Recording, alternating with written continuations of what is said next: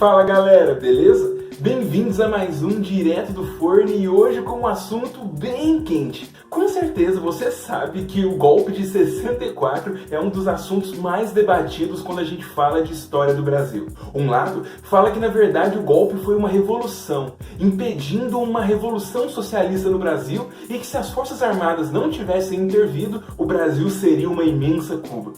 O outro lado diz que, na verdade, os soldados apenas continuaram uma tradição de interferência das Forças Armadas na política brasileira.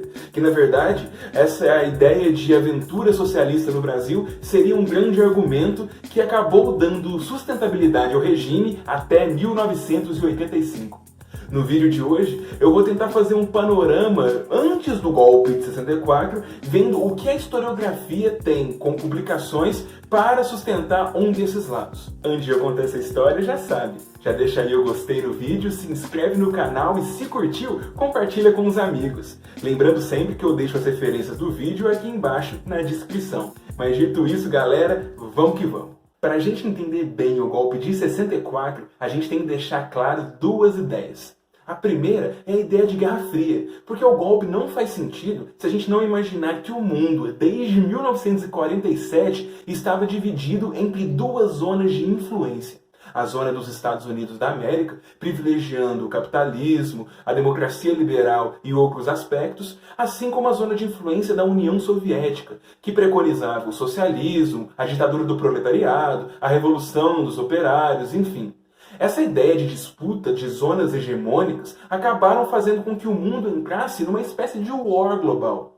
Era a ideia que qualquer país, a qualquer momento, poderia surfar em uma aventura, ou na zona de influência americana ou na soviética. Mas claro, deixando bem importante aqui na cabeça de vocês, que o Brasil acabou sempre se aliando à zona de influência americana, principalmente desde a Segunda Guerra Mundial. A segunda ideia que a gente tem que deixar bem clara é a ideia que os militares sempre interferiram na política brasileira. Eu já falei nesse vídeo aqui, lá no começo do canal, que os militares, na tradição republicana, sempre tiveram esse tino por tomar o poder ou pelo menos pressionar as instituições democráticas para fazer valer o que as Forças Armadas acreditavam.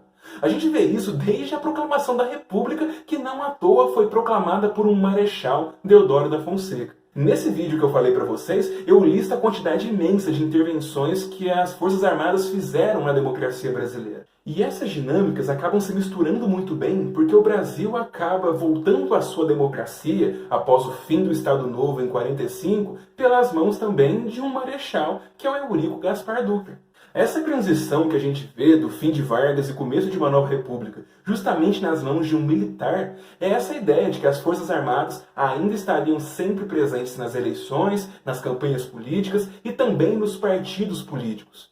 Não à toa, as Forças Armadas farão pressão o suficiente para que Dutra proíba o Partido Comunista Brasileiro a partir de 1946. Dá para perceber muito bem essa dinâmica mais conservadora que as Forças Armadas já têm, assim como essa união, essa aliança com a força hegemônica dos Estados Unidos da América. Isso fica muito bem centralizado com a criação da Escola Superior de Guerra, em 1949, uma instituição que vai fazer justamente muitos cursos que, além de ensinar as questões militares e estrategistas para o Exército Brasileiro, também será responsável por dar grandes cursos de geopolítica, que colocam esse destino das Forças Armadas de garantir a democracia, a liberdade, a propriedade privada, entre outras questões de matriz muito conservadora e que continuaria a fazer com que o Brasil estivesse aliado aos Estados Unidos e principalmente com completa aversão da União Soviética. E é nesse momento que a gente vai ter o início da doutrina de segurança nacional,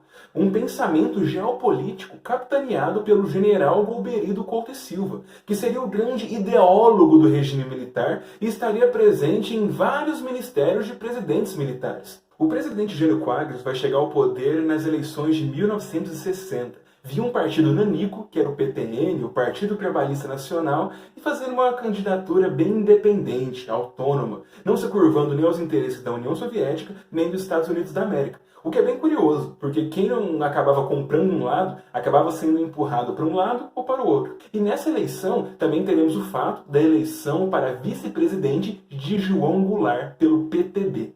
Galera, O João Goulart já tinha tido uma candidatura muito interessante, porque ele era um político muito conhecido na época. Ele já tinha sido, inclusive, ministro do Trabalho do Getúlio Vargas, muito conhecido por ter dado aumento de 100% no salário mínimo em 1954. Nisso, ele tinha uma candidatura muito trabalhista, em prol de defesa dos direitos dos trabalhadores, em prol dos sindicatos, e ele estando no PTB, o Partido Trabalhista Brasileiro, colocava ele praticamente como um herdeiro dessa tradição getulista. E naquela época, é bom salientar isso, as eleições para presidente e vice-presidente aconteciam separadamente. Afinal de contas, mesmo que Jânio Quadros tivesse uma candidatura mais independente, ele era apoiado pela UDN, a União Democrática Nacional, que tinha, tal qual como Jânio, um perfil mais moralizador e conservador. Só que a UDN também associava isso com o liberalismo econômico e a aliança, ou melhor, a associação com a zona de influência dos Estados Unidos da América. E não vai ajudar o Jânio Quadros quando, no meio de 61, primeiro ano de governo dele, ele vai condecorar o Che Guevara, justamente 2 anos depois da Revolução Cubana, talvez o maior marco socialista que acontece na América Latina em todo o contexto da Guerra Fria. Então a gente pode imaginar que o Jânio Quadros já começa a ser aquele cara que é independente pelo não útil, pelo menos pelo que falavam na comunidade política, pela população em si. E nessa brincadeira, quando o Jânio Quadros renuncia por forças ocultas, apenas 8 meses depois de assumir o governo e a presidência acabaria passando para o trabalhista João Goulart, a gente vai ter todo o início do imbróglio político que vai acabar resultando no golpe de 64. Para facilitar toda a briga política que estava acontecendo, o João Goulart se encontrava na China na época da renúncia do Jânio Quadros. Na China socialista de Mao Tse-tung. E nisso vai acontecer toda uma pressão das Forças Armadas, que naquele momento de República Brasileira possuíam cada força um assento ministerial. O Ministério do Exército, da Marinha e da Aeronáutica, que em conjunto vetaram a posse de João Goulart. Pediram ao presidente da Câmara dos Deputados, Ranieri Mazzilli, para não permitirem que Jango assumisse. Porque senão, com a cabeça da Guerra Fria que estávamos acontecendo ali, existia o medo de que Jango faria um governo socialista, levaria o Brasil a se aliar com países como China ou a própria União Soviética, quando não transformassem o Brasil em uma nova Cuba. O historiador Carlos Fico, um dos maiores historiadores a respeito de ditadura militar, nos conta em seu livro O Golpe de 64, Momentos Decisivos, que vai acontecer toda uma negociação dentro do parlamento brasileiro, principalmente capitaneada por Tancredo Neves, que também já tinha sido ministro do governo de Getúlio Vargas, tinha sido ministro da Justiça dele, e começou a desenhar todo um projeto moderado, meio termo, para unir tanto os interesses das Forças Armadas quanto os interesses legais que João Goulart possuía para assumir. E nisso a gente tem que contextualizar também que estava acontecendo uma bagunça social, porque a campanha da legalidade, capitaneada pelo cunhado de João Goulart, Leonel Brizola, então governador do Rio Grande do Sul, tinha feito grandes mobilizações, inclusive pela rede de rádio, para fazer com que a população soubesse do que estava acontecendo, pelo veto das Forças Armadas em não deixarem o João Goulart assumir, e dessa forma uma solução deveria ser tomada, porque senão o Brasil ia encontrar anarquia política.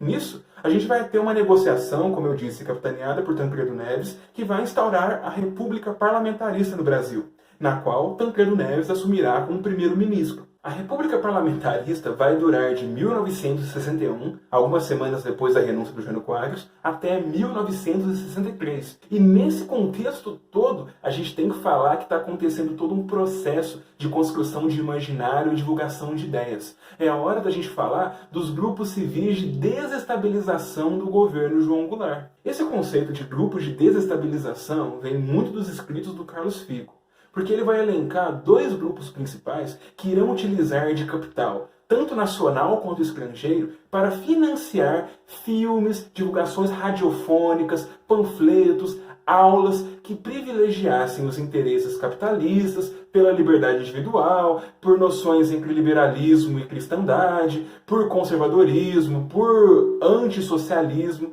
E os principais grupos que vão fazer isso são o IPES, o Instituto de Pesquisa e Estudos Sociais, e o IBAD, o Instituto Brasileiro para a Ação Democrática. São 2 grupos, think tanks, que irão fazer muita propaganda, como essas que vocês podem ver. A Revolução Cubana só foi possível porque os democratas se omitiram diante da ditadura de Batista permitindo que se criasse o clima que facilitou o surgimento de um novo ditador, Fidel Castro.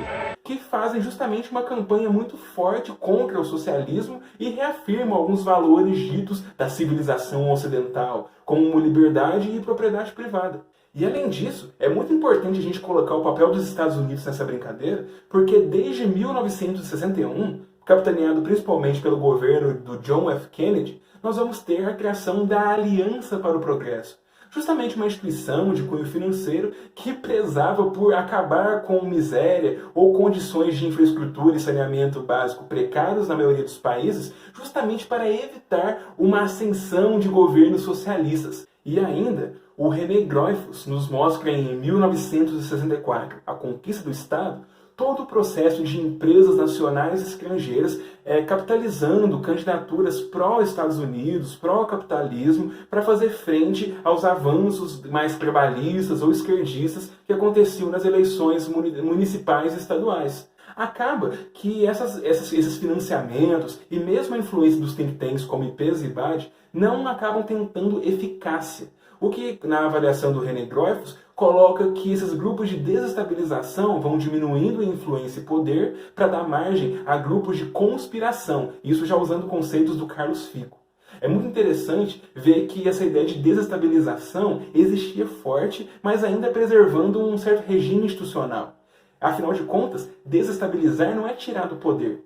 A ideia principal desses grupos, principalmente dessas empresas também que financiavam candidaturas, era, em ponto máximo, inviabilizar a candidatura de João Goulart em 1965, que teríamos eleições presidenciais. E é em 1963, quando acontece o plebiscito popular que acaba com o parlamentarismo no Brasil, reinstitui o presidencialismo e agora o presidente João Goulart tem plenos poderes, porque nenhum presidente tem plenos poderes, afinal de contas, o cara é presidente, não o Luís XVI, nós vamos ter todo um recrudescimento dessas forças mais conspiracionistas, que estão morrendo de medo naquela cabeça de Guerra Fria, que o João Goulart, agora que assumiu o poder, vai fazer um monte de reformas que transformarão o Brasil ou numa grande Cuba, ou pelo menos numa república sindicalista. Afinal de contas, as grandes intenções do João Goulart acabavam tendo grande base nos sindicatos. O Congresso Nacional começa a ter uma política de vetar todas as propostas que o João Goulart está colocando. É uma ideia de fechamento do presidente, justamente para ele não estabelecer nenhuma reforma que mudasse muito o curso do Brasil. O cara assumiu o poder, mas a ideia principal é que acontecesse apenas um mandato tampão para acontecer de fato as eleições presidenciais de 1965. Aquelas que definiriam de fato, com o sufrágio do povo, após a bagunça do Jânio Quadros, um novo presidente. E os socialistas, Forno? Você quer que eu acredite que na Guerra Fria não vai ter nenhum grupo armado socialista revolucionário no Brasil? Então, é aí que entra a questão, porque nós vamos ter sim grupos de matriz revolucionária, mas a gente tem que lembrar que a maior parte desses grupos são grupos de estudos, marxistas, ou grupos de operários que no máximo vão fazer manifestações ou greves, assim como nós teremos também as ligas camponesas do Francisco Julião, que tinham uma frente muito mais forte pela reforma agrária. Mas a gente não vai ter nenhuma célula comunista capitaneada pela União Soviética com força real de fazer uma revolução no Brasil. Inclusive, a narrativa conservadora recente acabou comprando muito o livro Brasil, o Elo Perdido, que achou fontes que falava que existia espionagem soviética no Brasil, que existia o investimento de células soviéticas aqui, mas a grande verdade é que essas fontes mais mostram que existia um certo desejo da União Soviética do que de fato financiamento, um certo preparo. Porque afinal de contas, o Brasil estava sendo há décadas investido tanto pelos Estados Unidos, quanto tinha cuidados das Forças Armadas, que estavam fazendo o possível para evitar qualquer tipo de aventura. Então, querendo ou não, por mais que nós tenhamos alguns grupos que faziam manifestações enormes, que tinham um discurso agressivo, reformista, e existiam de fato até pessoas que falavam que a solução do Brasil só passaria pela ditadura do proletariado, esses grupos nunca tiveram força de fato. Não se comparar, por exemplo, com o aparato militar ideológico dos Estados Unidos, que apoiava o Brasil naquele momento, financiava grupos conservadores, como eu acabei de falar. Então, isso que a gente tem que colocar na cabeça. Não é porque existiam grupos esquerdistas no Brasil que significa que eles representavam, de fato, uma ameaça. um incômodo, um argumento no imaginário popular, de fato, dá para se afirmar. Agora, com chances reais de tomar o poder, nem perto. Entramos em 1964 e é um momento de tanta disputa política, de tanto desrespeito às vias institucionais, tanta bagunça, que eu vou deixar para contar essa história na segunda-feira. Segunda vai merecer um vídeo certinho de como acontece de fato o golpe de 64. Com a tomada dos militares, comício das reformas de base, vamos ter a marcha da família com Deus pela liberdade, tudo isso eu vou falar na segunda-feira. Até então, já me digam se estão gostando desse vídeo, se querem que eu fale mais alguma coisa no momento do golpe de 64, e segunda-feira eu vejo vocês. Até lá!